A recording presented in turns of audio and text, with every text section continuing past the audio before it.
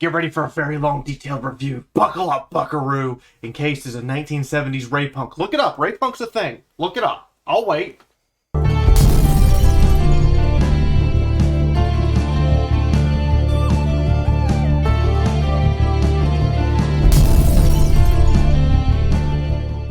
You got it now? Cool. This is a mix of Fallout 1 and 2 style gameplay setting, understanding of the world, meeting Stalker Shadow of Chernobyl, covered in drunken Russia vodka haze, dark jokes, wonderful humor, and you're totally screwed. Met with an interpretation of Americana through the lens of an Eastern Russian culture. Notice I said Eastern Russian. There's a big difference between people who live in Moscow and people who live in Vladivostok. Big difference. Technically, the Russians call it Moskva and Vladivostok. But anyway, that's pulling hairs. Let's dive in here. In all seriousness, the developers are from Vladivostok, and if they see this, Здравствуйте! Как у вас? But yes, if it is possible, I would love to come to your studio because you fuckers got this, and it makes my heart sing so much. There is so much of this that tells me you played the original Fallouts by Black Isle Studio. There's so much of this that tells me you played Stalker Shadow of Chernobyl. There's so much of this, and I'm just like, you played these games that I loved, and you took it and reinterpreted it and made something. The combat is fun, deep, and engaging in the same way that Divinity Original Sin 2's combat was, without the clunkiness, without the constant feeling of things being unfair, and without you just sometimes randomly winning. All that's gone, and instead it's very clear what's going on, how it's happening, why it's happening. You're like given a wealth of information, and the combat can be fast. The animations don't take forever every time you want to shoot your gun or throw a psychic power. They're BAM! And I love that. If Fallout 2 were to be patched by Black Isle Studios, rest in peace, please add me, Obsidian, I miss you guys, then this would have been patched to make the combat and inventory system work like it does here in Encased. That's my opinion, and I quite feel that's the way it should be.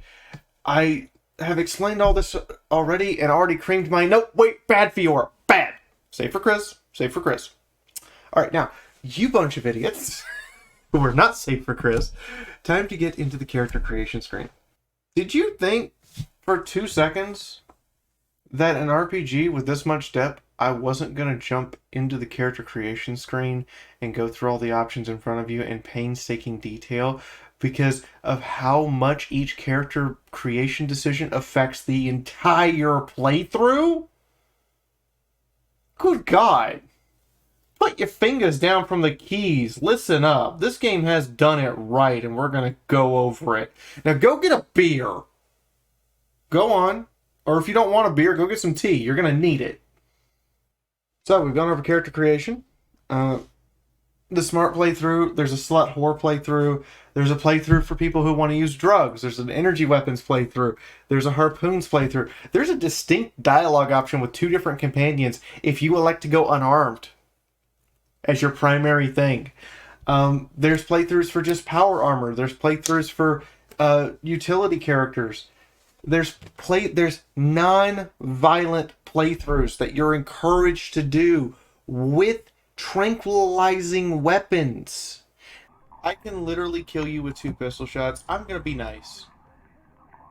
I'm gonna try to be nice, I should say.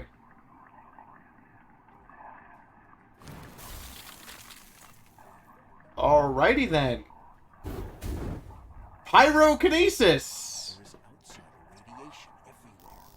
Someone passed through here scattering their light around. Cryokinesis, you mean? No, that was Pyro. He set me on fire.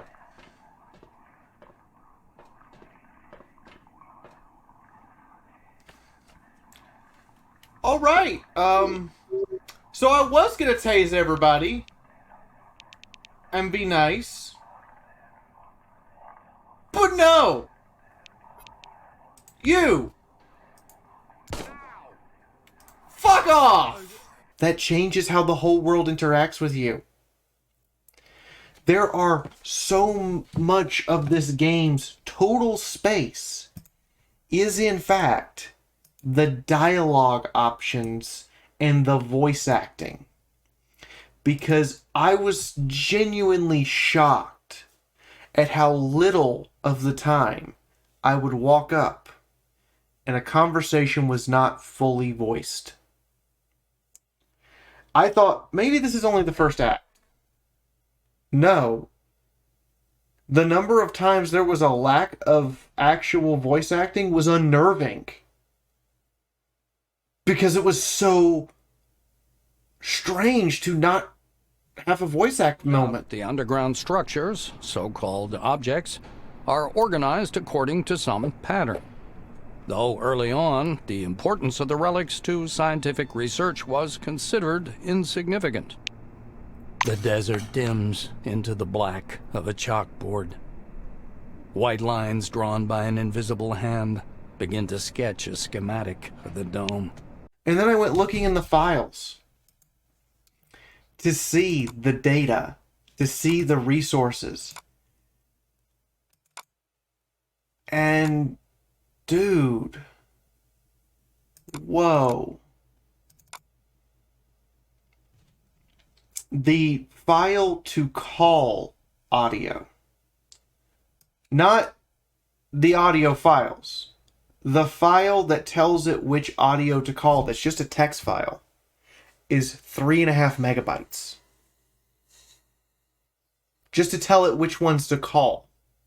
The actual English dialogue bank is over 1.5 gigs of dialogue.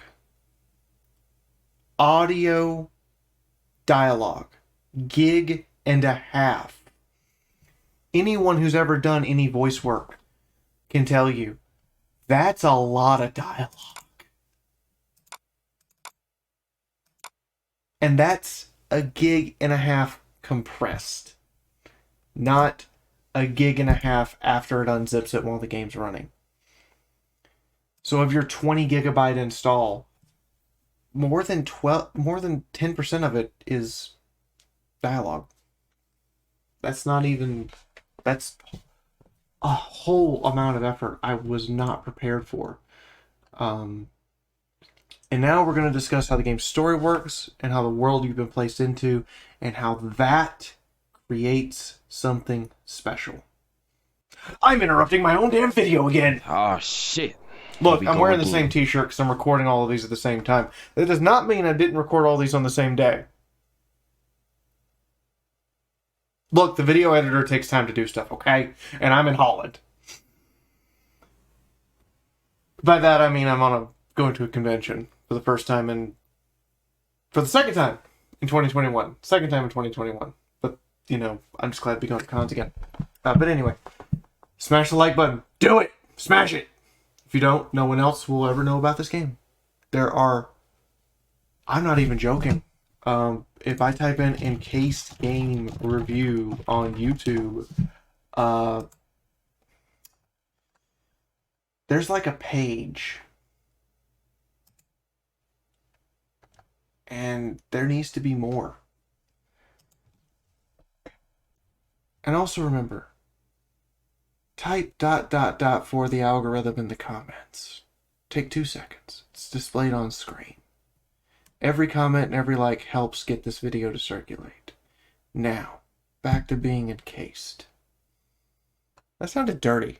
You begin the game in an elevator. Seriously, not kidding. Elevator. With you are crew members of each of the different wings.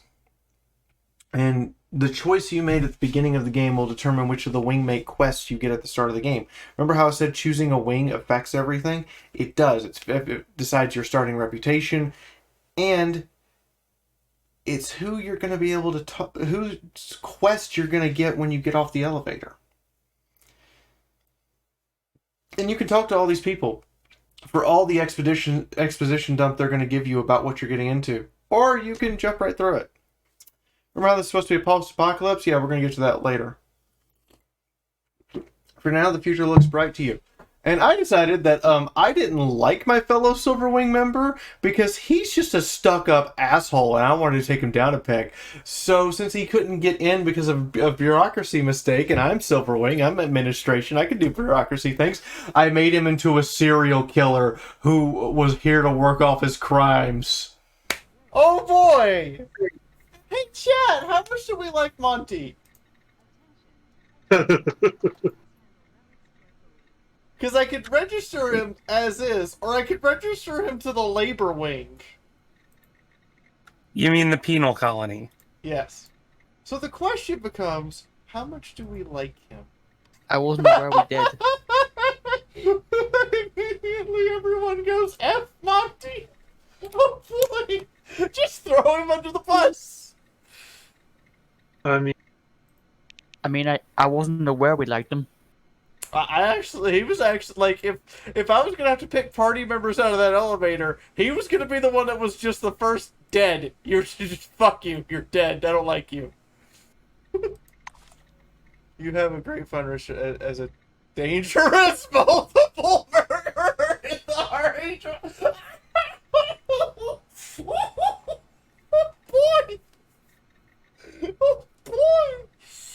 Oh boy! That was totally justified, by the way. 100%.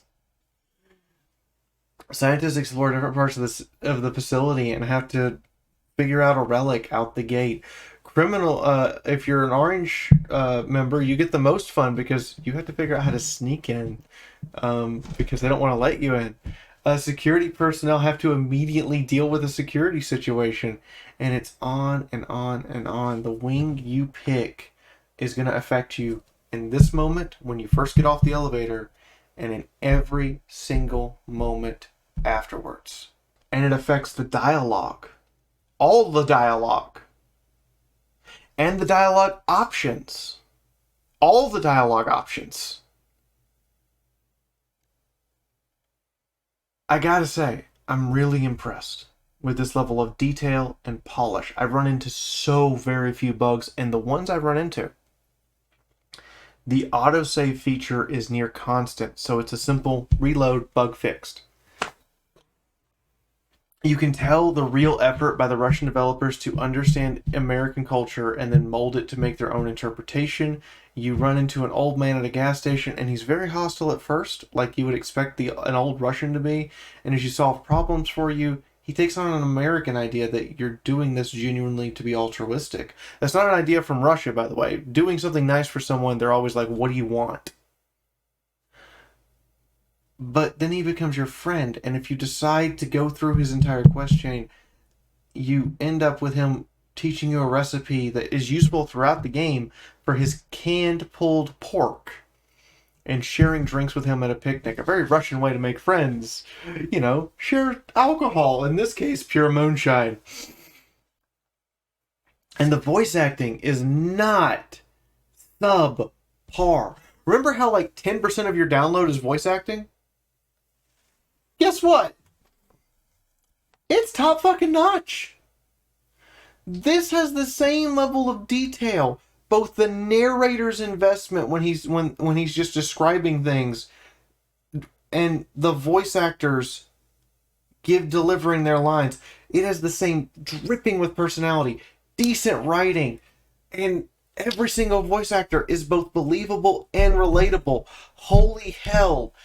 It is beautiful. It reminds me of the first 3 Mass Effect games and how good and how well-roundedly done these characters come off as, and it's crystal clear audio. Like, I can't get over just how well that was done. And then the real surprise with the graphical presentation, they're not just passable. They're lovely. Zooming in and out causes no loss of quality. But the real key here is not just that you have an isometric game that you can zoom in. You can rotate the camera, and it still maintains an isometric display area. And on top of that, anytime that you're like something is behind a wall, there's an outline or when someone's standing behind someone, there's an outline to show you they're there, to show you what parts of their body are there, and to let you know they didn't just vanish. And I never felt like I was fighting the camera. An isometric game, I never felt like I was fighting the camera, and I never felt like the camera angle was being used to hide things from me. But rather, my attention to detail was what would hide something. And my attention to detail would find it instead. Thank you. Even in XCOM, I felt like I was fighting the camera half the time. Here? No. It's done right. Tooltips are everywhere, over everything. Hundreds of buffs can be up on screen at once. You can have drugs flowing through your system. Different foods give you different buffs and debuffs. Alcohol, all sorts of stuff gives you buffs and debuffs. And it just lists them out so you can see them. And you can scroll over and see what's doing that to you, how long it's going to last, and what the effect is. This game bleeds with accessibility. And truly, there is some Slav magic here, 'cause there ain't no Slav jank. Now, does the writing hold up? Yeah, straight up. These guys clearly played every Fallout game, all the Stalker series, a bunch of other games that I might not have even seen. They clearly went and looked at Atom RPG for what its faults were and went to fix them both in gameplay and dialogue. They went and they looked in all of these other... They went and looked at Wasteland. Because I caught a couple of jokes in there, and I'm like, what's that from? And I'm like, that's from Wasteland. And especially the disappointments from Wasteland 3, and went, no, fix it. Everything from jokes about giant bugs to jokes about some crazy person threatening castrations of an entire facility with 2 bricks and no anesthetic. You can go check. I didn't make that up. That's in there. To just the emotional highs, the feeling of worriness, the hostility of the environment, the feeling of both hopelessness and fighting tooth and nail, and then the feeling of jubilation when you do get through. It's got this genuine terror to it, like you're playing Alien Isolation, but also this genuine hope. And how it's all integrated directly into the dialogue, both game mechanic and writing, integrated over and over again. It's like the writer and the game dev were sitting in the same room, playing the same game, and every time the writer would go, we can't do that, that breaks the writing. Can we integrate it into the game mechanic instead? And go back and forth, and this just layer upon layer. It's done beautifully by a true fucking wizard of the pen and wizards of the computer code, and I congratulate them, and I would happily go work for them just to have the privilege to learn from a master like this. Congratulations, my dudes. You did it. Where Wasteland 3 fails with clunky combat and dialogue options that kind of sucked and stories that didn't really flow, and where Atom RPG doesn't quite nail it and often feels either too slow or just too hard, or you feel like you compensated and balanced, where you think in Fallout 4 that you have to grind, it's gone. And in Fallout 4 where you're constantly opening things and just seeing boxes of junk, only to have this game tell you, no, not only are the boxes of junk useful, if you don't use them to craft things, you will fail. To how New Vegas had this great epic story, and you did it. Where Stalker was buggy, you fixed your bugs, and then made it possible to just avoid them and never have to deal with them. I cannot say more good things about this game. I really wish I could. If you want an old school Fallout experience, this is it.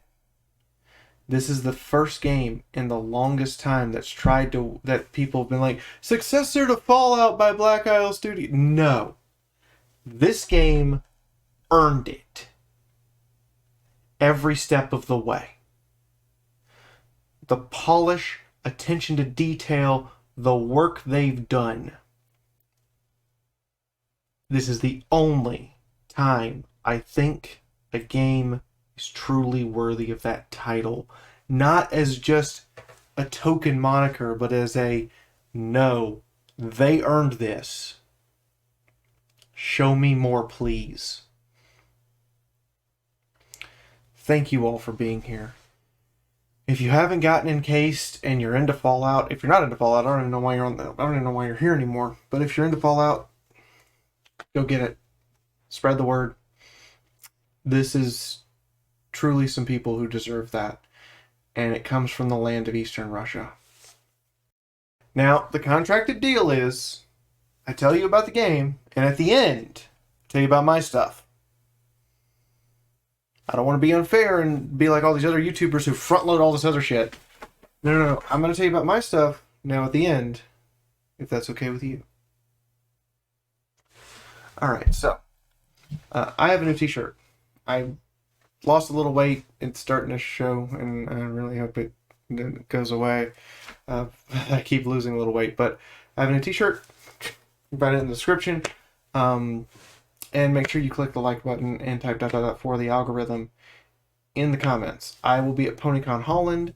I'm very proud of Thody for making this t-shirt back in August and finally being able to show it to you guys after the disaster that was September.